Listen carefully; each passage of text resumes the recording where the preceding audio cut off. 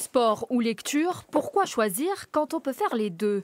En ce moment, la tendance est vraiment autour des ouvrages pratiques pour commencer une activité, alors notamment autour du running. Beaucoup de monde aussi qui se met à la pratique lors pas forcément que du cross-training, mais du fitness en général, de la muscu, du renforcement musculaire.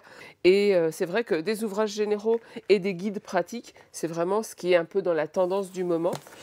Il y a ceux qui lisent des livres sportifs et ceux qui les écrivent. C'est le cas de Vincent Hulin, coureur de l'extrême. 2 ouvrages vendus chacun à plus de 3000 exemplaires. Un soir, ma femme rentre du boulot et elle me dit mes collègues ont lu ton dernier récit, elles ont pleuré, elles ont ri, etc. Il faut que tu écrives un livre. Et j'ai dit ah bon, d'accord. Et en fait, le soir, je me suis mis à l'ordinateur et en fait, pendant 3 semaines, j'ai écrit. Et en fait, le livre est sorti de là. Il a pas mal marché d'ailleurs. Les meilleurs retours que j'ai, c'est de la part de personnes qui ne sont pas ultra-trailers et qui ne sont même pas sportifs. J'ai des personnes âgées notamment qui m'ont dit « Ah mais c'est super ce que vous avez écrit, j'ai voyagé avec vous, j'ai découvert des compétitions que je ne connaissais pas, une discipline que je ne connaissais pas, puis voilà, on passe par toutes les émotions, on le vit avec vous et du coup c'est ça qui est super. » Donc ouais, les meilleurs retours que j'ai, c'est finalement de la part des gens qui ne sont pas sportifs du tout, quoi.